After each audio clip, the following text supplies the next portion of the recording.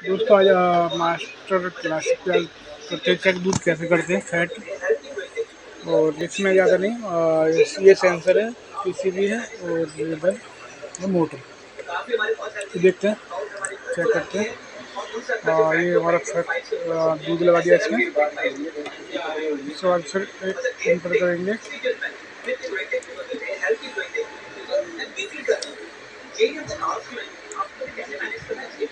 ये टेम्परेचर आ गया 22.1। 30 सेकंड भी रेट निकाल देती है। 30 सेकंड या 40 सेकंड का इसका वो होता है, सेंसर टाइमिंग होता है।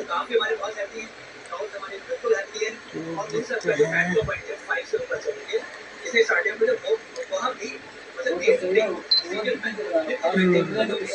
ये आपका 6.6 फैट आ गया, SNF 8.9 और 27.8 डेंसिटी और प्रोटीन 3.2, लैक्टास 4.9 और साल्ट 0.6, वाटर 0.0।